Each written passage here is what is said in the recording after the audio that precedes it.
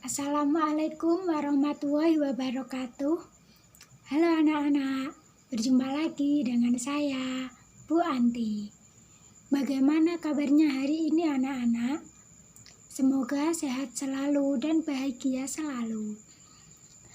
Oke anak-anak, pada mata pelajaran hari ini kita akan membahas tentang teks prosedur. Apa sih teks prosedur itu? Apa saja ya struktur teks prosedur itu? Apa saja ya kaidah bahasa dalam teks prosedur? Apa sih tujuan dari teks prosedur itu? Dan bagaimana ya ciri-ciri teks prosedur itu? Oke anak-anak, tak perlu khawatir. Hari ini kita akan kupas tuntas semuanya tentang teks prosedur tanpa sisa. Teks prosedur adalah langkah-langkah atau tahapan yang harus dilakukan sebelum melakukan atau membuat sesuatu. Teks prosedur sendiri biasanya sering ditemukan di dalam tulisan yang mengandung cara, tips, atau tutorial dalam melakukan sesuatu. Tujuan dari teks prosedur yaitu untuk membantu seseorang dalam melakukan sesuatu agar sesuai dengan keinginannya. Ciri-ciri teks prosedur ada 5, yaitu yang pertama, berisi langkah-langkah yang dapat berupa poin atau paragraf. Yang kedua, teks prosedur disusun secara sistematis dan dijelaskan secara detail. Yang ketiga, teks prosedur bersifat objektif. Yang keempat, dalam kalimat teks prosedur berisi saran dan larangan. Dan yang kelima, dalam teks prosedur ada angka atau urutan yang berfungsi untuk mengurutkan teks prosedur tersebut. Struktur teks prosedur ada 3 bagian, yaitu yang pertama bagian tujuan. Bagian tujuan teks prosedur itu yang menentukan hasil akhir dari teks prosedur tersebut. Biasanya bagian tujuan ini yang berisi tentang judul dalam teks prosedur. Seperti contoh cara membuat telur ceplok. Nah, berarti hasil dari akhir tujuan teks prosedur tersebut menghasilkan telur ceplok. Bagian struktur yang kedua yaitu bagian material. Bagian material biasanya berisi tentang informasi tentang bahan atau alat apa saja yang digunakan dalam teks prosedur. Seperti kita kan tadi membuat judul tentang telur ceplok, berarti yang harus disiapkan yaitu alat dan bahan dalam membuat telur ceplok. Selanjutnya bagian yang ketiga. Bagian yang ketiga berisi tentang langkah-langkah. Bagian yang ketiga ini berisi langkah-langkah tentang cara membuat teks prosedur tersebut sesuai dengan apa yang kita inginkan. Seperti contoh kita pertama itu kan telur ceplok, berarti kita langkah-langkah dalam membuat telur ceplok. Jenis teks prosedur ada 3, yaitu jenis teks prosedur kompleks, jenis teks prosedur sederhana, dan jenis teks prosedur protokol.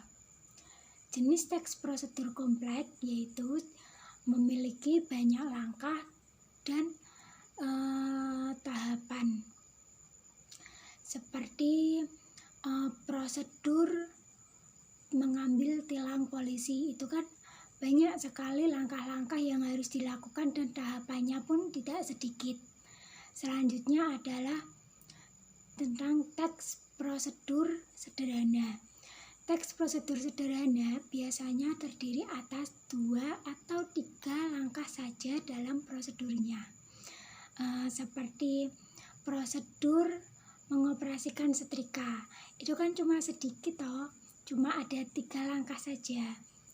Yang terakhir adalah teks prosedur protokol. Teks prosedur protokol biasanya lebih fleksibel dan lebih mudah dipahami. Akan tetapi, jenis teks prosedur protokol ini, langkah-langkah atau prosedurnya itu selalu berubah-ubah. Dia itu tidak bisa konsisten. Kaidah kebahasaan dalam teks prosedur ada 6, yaitu yang pertama, menggunakan kata kerja perintah. Seperti siapkan 1 butir telur ayam. Yang kedua, menggunakan kata teknis yang berhubungan dengan topik teks prosedur. Seperti siapkan alat dan bahan yang akan digunakan dalam membuat telur ceplok. Yang ketiga, menggunakan kata hubung atau konjungsi temporal. Selanjutnya yang keempat, menggunakan kalimat persuasif. Yang kelima, menggunakan gambaran terperinci tentang alat dan benda yang akan digunakan dalam teks prosedur.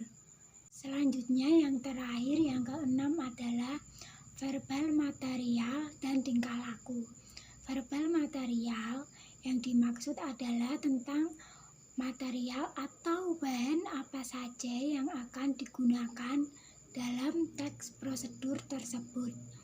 Serta tingkah laku yang dimaksud yaitu langkah-langkah atau prosedur yang digunakan itu sesuai atau urut dari yang pertama hingga terakhir. Dan yang terakhir adalah cara menyusun teks prosedur. Cara menyusun teks prosedur ada 4 langkah. Yang pertama yaitu menentukan judul.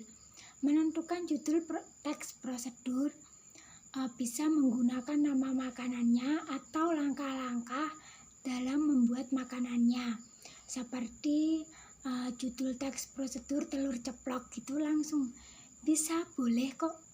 Atau langkah-langkah membuat telur ceplok, begitu juga boleh. Yang kedua adalah pengantar yang menyatakan tujuan penulisan teks prosedur tersebut. Seperti tujuan menulis teks prosedur telur ceplok yaitu agar bisa makan telur ceplok juga boleh. Untuk pelengkap nasi goreng juga boleh. Atau untuk membuatkan adik telur mata sapi juga boleh. Yang ketiga, bahan dan alat yang akan digunakan dalam teks prosedur. Seperti bahan yang akan digunakan 1 buah onclang, 1 butir telur, secukupnya penyedap rasa, dan secukupnya margarin. Alatnya bisa menggunakan 1 teflon atau wajan dan 1 buah kompor ditambah dengan spatula. Dan selanjutnya yang terakhir atau yang keempat adalah langkah atau tahapan dengan urutan yang benar. Seperti yang pertama, ambillah telur dalam kulkas. Diurutkan sampai yang kedua, yang ketiga, dan seterusnya sampai terakhir atau selesai. Oke anak-anak, semoga kalian semua paham ya tentang penjelasan teks prosedur tadi dari Ibu Guru. Tetap patuhi protokol kesehatan dari pemerintah. Kalian semua juga jaga kesehatan ya di saat pandemi begini. Nanti di akhir video Ibu Guru akan memberikan 1 contoh teks prosedur tentang telur ceplok atau telur mata sapi. Dipelajari lagi ya semuanya. Cukup sekian dari Ibu Guru. Wassalamualaikum warahmatullahi wabarakatuh.